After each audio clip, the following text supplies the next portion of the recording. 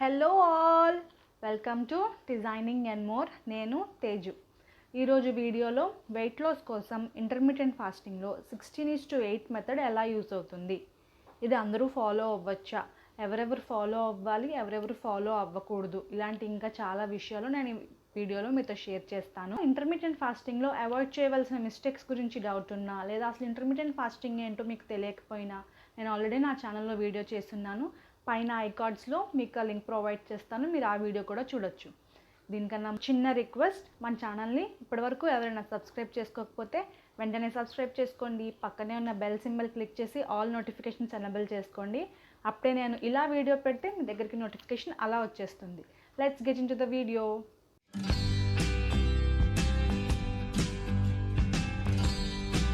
So first ఈ 16:2 method ఎవరు follow అవ్వచ్చు, ఆర్ ఈ ఇంటర్మిటెంట్ ఫాస్టింగ్ అనేది ఎవరు చేయొచ్చు, ఎవరు చేయకూడదో చూద్దాం. ఎవరు చేయకూడదు అంటే ప్రెగ్నెంట్ లేడీస్ చేయకూడదు, అండ్ బేబీ పుట్టిన తర్వాత బేబీకి ఫీడింగ్ ఇచ్చే వాళ్ళు చేయకూడదు. నెక్స్ట్ చిన్నపిల్లలు ఉంటారు కదా, 10 years ఎబో లేదా 10 years బిలో ఉన్న వాళ్ళకి కూడా కొంతమంది ఓవర్ వెయిట్తో ఉంటారు, వాళ్ళతో కూడా చేయించకూడదు. వాళ్ళు చిన్న ఏజే కాబట్టి వాళ్ళు ఆడుకునే టైంలోనో లేదంటే స్కూల్స్ ఓపెన్ అయిన తర్వాత వాళ్ళు వెయిట్ తగ్గిపోతారు ఆటోమేటిక్గా. లేదు అంతగా తగ్గలేదు అంటే వాళ్ళతో ఎక్సర్సైజెస్ చేయించవచ్చు. అంతే తప్ప ఇంటర్మిటెంట్ ఫాస్టింగ్ అనేది వాళ్ళకి చేయించకూడదు. నెక్స్ట్ బాగా సివియర్ డిసీజెస్తో బాధపడే వాళ్ళు కానీ, సివియర్ ఇన్ఫెక్షన్స్తో బాధపడే వాళ్ళు కానీ చేయకూడదు. చేసే ముందు ఒకసారి వాళ్ళ డాక్టర్ని కన్సల్ట్ అయ్యి అప్పుడు చేస్తే బెటర్.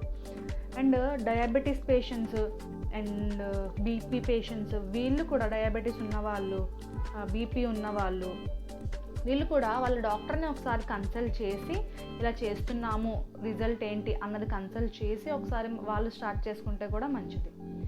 అండ్ ఇది చాలామందికి డౌట్ ఉండొచ్చు, విమెన్కే ఎక్కువ చెప్తున్నారు కదా, మెన్ చేయొచ్చా అని చెప్పి. ఎవరైనా విమెన్ ఎవరైనా చేయొచ్చు ఈ డైట్.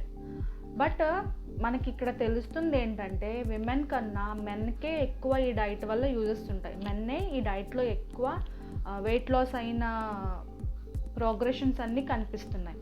ఎందుకంటే మనకి విమెన్కి ఏమవుతుందంటే ఈ మెన్స్ట్రల్ సైకిల్ వల్ల హార్మోన్స్ ఇంబ్యాలెన్స్ అవుతూ ఉంటాయి. మనకు ఆ సైకిల్ వచ్చినప్పుడు మన హార్మోన్స్ ఫ్లక్చువేట్ అవుతూ ఉంటాయి. దానివల్ల మనము కరెక్ట్గా వెయిట్ తగ్గుతున్నామా లేదా అని అన్నది మనం కనిపెట్టలేకపోవచ్చు. బట్ మెన్కి అదంతా ఉండదు కాబట్టి వాళ్ళు కన్సిస్టెంట్గా ఈ ఇంటర్మిటెంట్ ఫాస్టింగ్లో వెయిట్ లాస్ అవుతూ ఉంటారు. విమెన్ కన్నా మెన్కే ఎక్కువగా ఈ ఇంటర్మిటెంట్ ఫాస్టింగ్ అనేది యూజ్ అవుతుంది.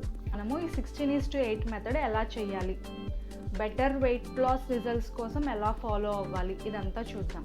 16:8 మెథడ్ అంటే 16 hours ఫాస్టింగ్, 8 hours ఈటింగ్ కదా. ఈటింగ్లో 3 meals తీసుకోవాలి. దీంట్లో మనము ఫుల్గా స్నాకింగ్ స్టాప్ చేసేయాలి ఫస్ట్. నేను ప్రతిసారి చెప్పేది అదే. మనము దీంట్లోనే కాదు, మనం ఏ డైట్ చేస్తున్నా సరే మనం స్నాకింగ్ని స్టాప్ చేసేస్తేనే మనకి బెటర్ రిజల్ట్స్ ఉంటాయి.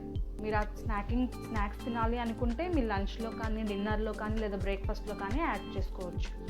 అండ్ ఈ 16:8 మెథడ్ ఎలా చేయాలి అంటే ఫస్ట్ మీరు మీ టైం ఫ్రేమ్ని సెట్ చేసుకోవాలి. 16:8 మెథడ్లో బెస్ట్ బెనిఫిట్ ఏంటి అంటే మనము ఇది కంటిన్యూగా చేసిన తర్వాత వెయిట్ లాస్ అవుతాం కదా, మళ్ళీ ఆ వెయిట్ని గెయిన్ అవ్వడానికి ఛాన్సెస్ చాలా తక్కువగా ఉంటాయి.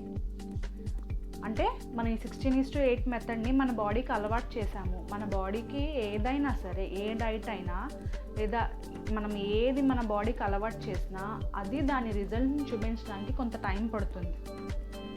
ఇప్పుడు మన ఈ 16:2 మెథడ్ని దానికి అలవాటు చేసాము, మనం వెయిట్ తగ్గుతూ వస్తున్నాము. మనం మళ్ళీ ఆ వెయిట్ గెయిన్ అవ్వడానికి ఛాన్సెస్ చాలా తక్కువగా ఉంటాయి. ఫర్ ఎగ్జాంపుల్ మనం ఓమాడ్ కంటిన్యూస్గా చేసేసాము, మనం వెయిట్ లాస్ అయ్యాము. వెంటనే మనం మన డైలీ రొటీన్కి వచ్చేస్తే మన లూజ్ అయిన వెయిట్లో నుంచి ఎంతో కొంత గెయిన్ అయ్యే ఛాన్సెస్ అయితే ఉన్నాయి. ఏ డైట్లోనైనా సరే మనము మన ఐడియల్ వెయిట్కి వచ్చిన తర్వాత ఆర్ఎల్స్ మనం కొంత వెయిట్ లూజ్ అయిన తర్వాత మళ్ళీ మన డైలీ రొటీన్కి వచ్చేసిన తర్వాత కొంత వెయిట్ అయితే గెయిన్ అయ్యే ఛాన్సెస్ ఉంటాయి. 1 kg అవ్వచ్చు, 2 kgs అవ్వచ్చు, అలాగ కొంత వెయిట్ అయితే మనం గెయిన్ అవుతాం. ఏ డైట్లో అయినా సరే గెయిన్ అవ్వము అని అన్నదైతే ఉండదు. ఈ 16:8లో మనం వెయిట్ మళ్ళీ గెయిన్ అయ్యే ఛాన్సెస్ తక్కువ. ఈ 16:8 మెథడ్లో మనము వెయిట్ తగ్గడానికి టైం పట్టచ్చు.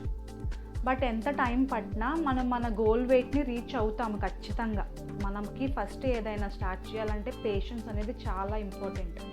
సో దీంట్లో మనకి పేషెన్స్ ఉండాలి. మనం ఖచ్చితంగా ఒక 2 మంత్స్కో 3 మంత్స్కో వెయిట్ లూజ్ అవ్వడం మనకే తెలుస్తుంది.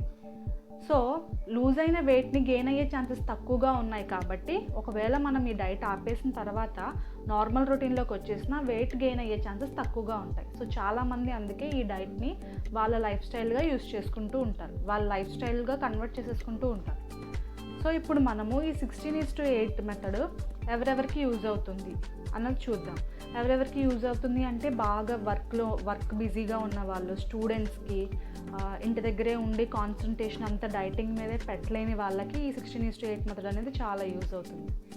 ఇప్పుడు మనము 20:4 కానీ 1 మీల్ ఏ డే, అదే 23:1 కానీ చూసుకుంటే మనం ఫాస్టింగ్ ఉండే పీరియడ్ ఎక్కువ ఉంటాం కాబట్టి మనకి తలనొప్పి రావటం కానీ, లేదా మన వర్క్ మీద మనం కాన్సన్ట్రేట్ చేయలేకపోవటము, లేదా మన స్టడీస్ మీద కాన్సన్ట్రేట్ చేయలేకపోవడం ఇలా ఉంటుంది.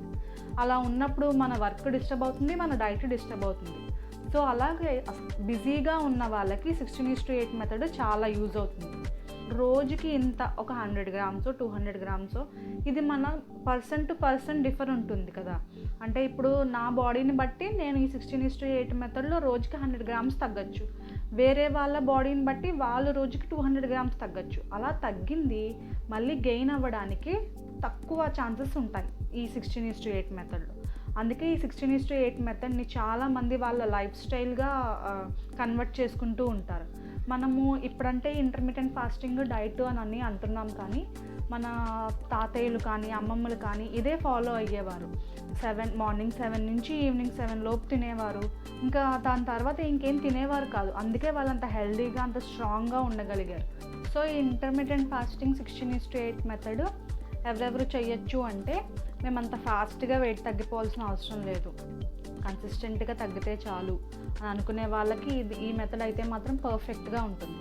నెక్స్ట్ డయాబెటీస్ పేషెంట్స్, బీపీ ఉన్నవాళ్ళు, డయాబెటీస్ ఉన్నవాళ్ళు, థైరాయిడ్ ఉన్నవాళ్ళు, వీళ్ళకి ఈ 16:8 మెథడ్ మాత్రమే సూట్ అవుతుంది. ఎందుకంటే వాళ్ళు టైం టు టైం ఏదో ఒకటి తీసుకుంటూ ఉండాలి.